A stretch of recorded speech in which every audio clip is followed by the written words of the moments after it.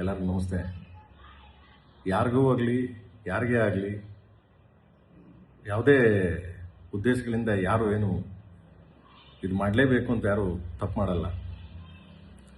So ನಾನು ಪ್ರತಿ ಹಂತದಲ್ಲೂ, ಪ್ರತಿ ಸಿನಿಮಾಗಳಲ್ಲೂ ಸಾಂಗ್ಗಳು ಬರ್ದೀನಿ. ದೇವ್ರ ಬಗ್ಗೆ ಸಾಂಗ್ ಬರ್ದೀನಿ, ಲವ್ ಬಗ್ಗೆ ಸಾಂಗ್ ಬರ್ದೀನಿ, ಮದರ್ ಬಗ್ಗೆ ಸಾಂಗ್ ಬರ್ದೀನಿ, ಅಣ್ಣ ತಮ್ಮ ಬಗ್ಗೆ ಸಾಂಗ್ ಬರ್ದೀನಿ. ಪ್ರತಿ ಹಂತದಲ್ಲೂ ಬೇರೆ ಬೇರೆ ಬೇರೆ ಬೇರೆ ಕಂಟೆಂಟ್ ಸಾಂಗ್ ಬರ್ದೀನಿ. ತುಂಬ ಪ್ರೀತಿ, ತುಂಬ ಪ್ರೋತ್ಸಾಹಿಸಿ ನನ್ನ ಈ ರೇಂಜ್ಗೆ ತಗೊಂಬಂದು ನನ್ನ ಎಲ್ಲರೂ ನನ್ನ ಸಾಂಗ್ಗಳ ಪ್ರೀತಿಯಿಂದ ಕೇಳಿ ಗೆಲ್ಸಿದ್ದೀರಾ. ಪ್ರೇಮ್ ಸಿನಿಮಾ ಬರ್ತದೆ ಅಂತಂದರೆ ಏನು ಸಾಂಗ್ ಜೋರಾಗಿ ಮಾಡಿರ್ತಾನೆ ಅನ್ನೊಂದು ತುಂಬ ಕುತೂಹಲ ಇಟ್ಕೊಂಡು ತುಂಬ ಅದರಿಂದ ಕಾಯ್ತಿರ್ತೀರಾ. ಸೊ ಅದಕ್ಕೆಲ್ಲ ನಾನು ಯಾವಾಗಲೂ ನನ್ನ ಕೊನೆ ಉಸಿರಿರೋರು ನಿಮ್ಗೆ ಚಿರುವಣೆ ಆಗಿರ್ತೀನಿ. ಬಟ್ ಈ ಸಾಂಗ್ ಬರೆದಾಗ ನಾನು ನನ್ನ ದೃಷ್ಟಿಕೋನದಲ್ಲಿ ನಾನು ಬರೆದೆ. ಒಂದು ಬಾಟ್ಲು, ಒಂದು ಉಪ್ಪಿನಕಾಯಿ, ಸೊ ಇದನ್ನ ಕಂಟೆಂಟ್ ಇಟ್ಕೊಂಡು ನಾನು ಬರೆದೆ. ಒಂದು ವರ್ಡ್ನ ತೆಗೆದು ಹಿಂದೆ ಹಾಕ್ಬೋದಾಗಿತ್ತು, ಬಾಟಲ್ನ ಮೇಲೆ ಎತ್ತಿ ಅಂತ ಹಾಕ್ಬೋದಾಗಿತ್ತು. ನನಗೆ ಕುತೂಹಲ ಇರಲಿ ಅಂತ ತಗೊಂಬಂದಲ್ಲಿ ಎಂಡಲ್ ಹಾಕ್ತೆ.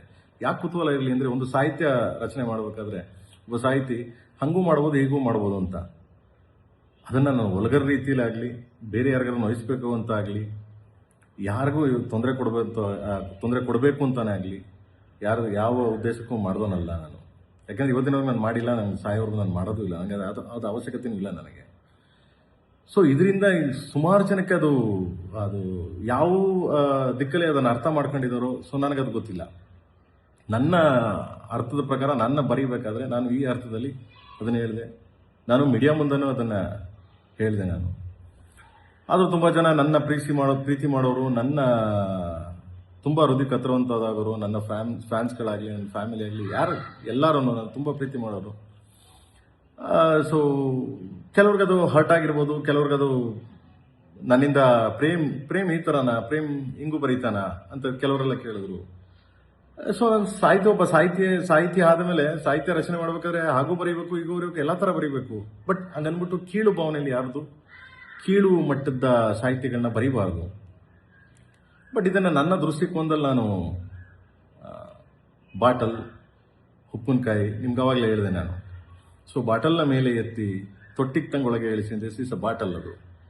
ಸೊ ಅದನ್ನು ಬೇರೆ ಬೇರೆ ಅರ್ಥದಲ್ಲಿ ಕಲ್ಪನೆ ಮಾಡ್ಕೊಂಡ್ರು, ಬೇರೆ ಬೇರೆ ಅರ್ಥದಲ್ಲಿ ಇದು ಮಾಡ್ಕೊಂಡು ನನ್ನನ್ನು, ನನ್ನ ಫ್ಯಾಮಿಲಿನ, ನನ್ನ ಕೆಟ್ಟ ಅಬ್ಯೂಸ್ ಮಾಡ್ಕೊಂಡು ತುಂಬ ಲೈಕ್ಸು ಕಾಮೆಂಟ್ಸ್ಗೋಸ್ಕರ ಮಾಡ್ತಾ ಇದ್ದೀರಾ.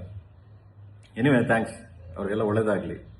ಯಾರ್ಯಾರು ನನ್ನ ಕಾಲು ಎಳಿಬೇಕು, ನನ್ನ ಬಗ್ಗೆ ಕೀಳಾಗಿ ಮಾತಾಡಬೇಕು ಅನ್ನೋದೆಲ್ಲ, ಸೊ ಅದು ನಿಮಗೆ ಬಿಟ್ಟಿದ್ದು. ಏನು ಮಾಡೋಕ್ಕಾಗಲ್ಲ, ಅದನ್ನು ಏನು ಮಾಡೋಕ್ಕಾಗಲ್ಲ. ನಿಮ್ಗೆ ಆ ಥರದವ್ರಿಗೆಲ್ಲ ಅವ್ರಿಗೆಲ್ಲ ಒಳ್ಳೇದಾಗಲಿ, ದೇವರು ನಿಮ್ಮನ್ನೆಲ್ಲ ಚೆನ್ನಾಗಿಟ್ಟಿರಲಿ. ನಾನು ಯಾರಿಗೂ ಈ ಸಾಂಗ್ ಬರೆದಿದ್ದು ಯಾರಿಗೂ ನೋಯಿಸ್ಬೇಕು, ಯಾರಿಗೂ ಹರ್ಟ್ ಮಾಡಬೇಕು, ಯಾರಿಗೂ ತೊಂದರೆ ಕೊಡಬೇಕು ಅಂತೇನು ನನಗೆ ಅವಶ್ಯಕತೆ ಇಲ್ಲ. ಹಂಗೇನಾದರೂ ನಿಮ್ಗಳಿಗೆ ಹರ್ಟ್ ಆಗಿದ್ರೆ, ಹಂಗೇನಾದರೂ ನಿಮ್ಗಳಿಗೆ ನನ್ನಿಂದ ನೋವಾಗಿದ್ರೆ, ಸೊ ಕ್ಷಮೆ ಇರಲಿ, ಕ್ಷಮಿಸಿ ಅಂತ ಕೇಳ್ತೀನಿ ಎಲ್ಲರೂ. ಆ್ಯಂಡ್ ಯಾಕೆಂದರೆ ನಾನು ಕ್ಷಮೆ ಕೇಳೋದು ತಪ್ಪೇನಿಲ್ಲ ನನಗೆ. ಏನಕ್ಕೆ ಇನ್ನೊಬ್ರಿಗೆ ಹರ್ಟ್ ಮಾಡಿ ಅದರ ಮೇಲೆ ನಾನು ಹೋಗಿ ಜೀವನ ಮಾಡೋದಾಗಲಿ, ಅದರ ಮೇಲೆ ನಾನು ಹೋಗಿ ಇನ್ನೊಂದು ಕೋಟೆ ಕಟ್ಟೋದಾಗಲಿ ನನಗೆ ಅವಶ್ಯಕತೆನೇ ಇಲ್ಲ. ಯಾಕಂದರೆ ನೀವಿದ್ರೆ ನಾನು, ಸೊ ನೀವೆಲ್ಲ ಸಪೋರ್ಟ್ ಮಾಡೋದ್ರಿಂದ ನಾನು, ಸೊ ಅದರಿಂದ. ಆ್ಯಂಡ್ ಆ ಸಾಂಗು ಅಷ್ಟೇ, ಯಾರಿಗಾದ್ರೂ ಹರ್ಟು, ನೋವು, ತೊಂದರೆ ಯಾರಿಗಾದ್ರೂ ಹಂಗೆ ಆಗಿದ್ದಲ್ಲಿ ನಾನು ಮತ್ತೆ ಸಾಂಗ್ನ ರೀರೈಟ್ ಮಾಡ್ತೀನಿ. ಓಕೆ, ಮತ್ತೆ ರೀರೈಟ್ ಮಾಡ್ತೀನಿ.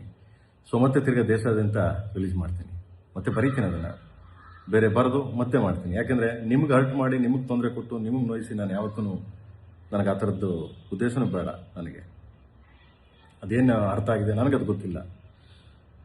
ಸೊ ಆ ಹಿಂದಿ ಸಾಂಗು ಬರಿಬೇಕಾದ್ರೂ ಅಷ್ಟೇ ಕೆಲವು ವರ್ಡ್ಸ್ಗಳು ನನಗೆ, ಕೆಲವು ವರ್ಡ್ಸ್ಗಳಾಗುತ್ತೆ, ಸಮ್ ವರ್ಡ್ಸ್ಗಳು ನನಗೆ ಇದಾಗುತ್ತೆ, ಕೆಲವು ಜಾಸ್ತಿ ವರ್ಡ್ಸ್ಗಳು ನಂಗೆ ಗೊತ್ತಿಲ್ಲ ಹಿಂದಿ. ಬಟ್ ಹಿಂದಿ ಬರೆದಿದ್ದು ನಮ್ಮ ರಕೀಬ್ ಅಲಮೂರು ಏಕಾಏಕಿ ಅದೊಂದು ಸ್ಟೇಟ್ಮೆಂಟ್ ಕೊಟ್ಟರು ಅವರು, ಇಲ್ಲ ನನಗೆ ಕನ್ನಡ ಏನಿತ್ತು ಅದನ್ನೇ ಬರ್ದಿದ್ದೀನಿ ನಾನು ಅಂತ. ಕನ್ನಡದಲ್ಲಿ ತುಂಬ ಚೆನ್ನಾಗಿದೆ ಸಾಹಿತ್ಯ. ಕೆಲವು ವರ್ಡ್ಸ್ಗಳು ಅವ್ರು ಯಾರ್ಯಾರಿಗೆ ಅರ್ಥ ಆಯಿತು ಗೊತ್ತಿಲ್ಲ, ಬಟ್ ಹಿಂದಿ ನನಗೆ ಅರ್ಥ ಆಗಲಿಲ್ಲ ಅದು. ಸೊ ಬಟ್ ಕೆಲವು ಲ್ಯಾಂಗ್ವೇಜ್ ನನಗೆ ಪ್ರಾಬ್ಲಮ್, ಅದು ಎಲ್ಲರೂ ಗೊತ್ತೇ ಇದೆ. ಏನಿವೆ ಪಾಪ ರಕೀಬ್ ಅಲಮೂರು ಪಾಪ ಕಾಂಟ್ರವರ್ಸಿ ಆಯಿತು, ಆ ದೃಷ್ಟಿಯಿಂದ ಅವರು ಆ ಥರ ಹೇಳಿದ್ದಾರೆ. Anyway, so is my writer. And ಎಲ್ಲ ಸಾಂಗ್ ಅವರೇ ಬರೆದಿರೋದು, ಶಿವ ಶಿವ, ಸಟ್ಟಾಗಲ್ಲ, ಆ್ಯಂಡ್ ಆಲ್ ಸಾಂಗ್ಸ್, ನುಗ್ಗೆ ಹೊಡಿ, ಕಮಾನ್ ಕಾಳಿ, ಎಲ್ಲ ಸಾಂಗ್ ಅವರೇ ಬರೆದಿರೋದು. ಆ್ಯಂಡ್ ಸೊ ಅದು ಪಾಪ ಅವರು ಸಂಜಾಯಿಸ್ಕೊಳ್ಳಲಿಲ್ಲ and it's okay.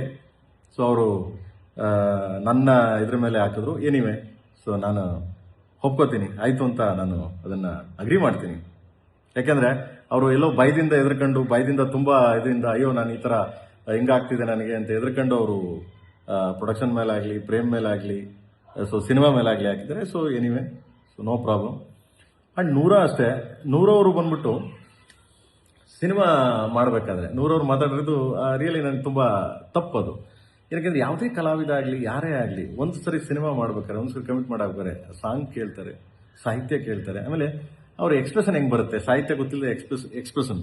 So expression ಹೆಂಗೆ ಬರುತ್ತೆ ಸಾಹಿತ್ಯ ಗೊತ್ತಿಲ್ಲ ಅಂದರೆ ಒಂದೇ ಬರುತ್ತೆ ಅಲ್ಲ. ಸೊ ಯಾಕಂಗೆ ಮಾತಾಡೋದು ಅಂತ ನಂಗೆ ಗೊತ್ತಿಲ್ಲ. ಸೊ ಯಾಕಂದ್ರೆ ಬಿಕಾಸ್ ಆಫ್ ಅವ್ರಿಗೆ ಎಲ್ಲ ಕಡೆ ಅವರು ಸ್ವಲ್ಪ ಎಲ್ಲೋ ಕಾಂಟ್ರವರ್ಸಿ ಆಗ್ತಿದೆ, ಅದರಿಂದ ನಾನು ತಪ್ಪಿಸ್ಕೊಳ್ಳೋಣ ಅನ್ನೋ ಒಂದು ದೃಷ್ಟಿಯಿಂದ ನೂರ ಮಾತಾಡಿದ್ದಾರೆ. ಯಾಕಂದರೆ ಮೊನ್ನೆ ಸಾಂಗ್ ರಿಲೀಸ್ ಆದಾಗಲೂ ಅಷ್ಟೇ ನಾನು ತುಂಬ ಖುಷಿ ಆಯಿತು, ಪ್ರೇಮ್ ಒಟ್ಟಿಗೆ ಕೆಲಸ ಮಾಡಿ, ಅದು ತುಂಬ ಅದ್ಭುತವಾದ ಸಾಂಗ್ ಅಂತೆಲ್ಲ ಹೇಳಿದ್ರು. ಸೊ ಎನಿವೆ, ಅವ್ರಿಗೆ ಈ ಥರ ಕಾಂಟ್ರವರ್ಸಿ ಪಾಪ ನೊಂದ್ಕೊಂಡು, ಒಂದು ಹೆಣ್ಮಗು ನೊಂದ್ಕೊಂಡು ಹೇಳಿರ್ಬೋದು. ಸೊ ಎನಿವೆ, ಅದರಿಂದ ನನಗೇನು ಹರ್ಟ್ ಆಗಿಲ್ಲ. ಎನಿವೆ, ಅವ್ರ ಪಾಪ ಚೆನ್ನಾಗಿರಲಿ. ಆ್ಯಂಡ್ ಸೊ ಈ ಸಾಂಗ್ನ ನಾನು ಮತ್ತೆ ರೀರೈಟ್ ಮಾಡಿ ನಿಮ್ಗೆ ಯಾರಿಗೂ ತೊಂದರೆ ಆಗ್ದಂಗೆ, ನಿಮ್ಗೆ ಯಾರಿಗೂ ಹರ್ಟ್ ಆಗ್ದಂಗೆ, ಸೊ ಮತ್ತೆ ಇದನ್ನು ಅಪ್ಲೋಡ್ ಮಾಡ್ತೀನಿ.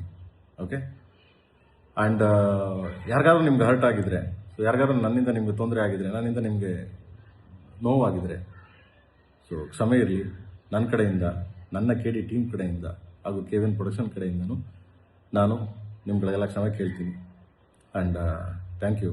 ಅತಿ ಶೀಘ್ರದಲ್ಲೇ ಅದನ್ನು ಬೇರೆ ಚೇಂಜ್ ಮಾಡಿ ಸೊ ಅಪ್ಲೋಡ್ ಮಾಡ್ತೀನಿ. Thank you. ಆ್ಯಂಡ್ ಎಲ್ಲರಿಗೂ ಯುಗಾದಿ ಹಬ್ಬದ ಶುಭಾಶಯಗಳು. ಸೊ ಚೆನ್ನಾಗಿರಿ, ಖುಷಿಯಿಂದಿರಿ. So God bless you. Thank you.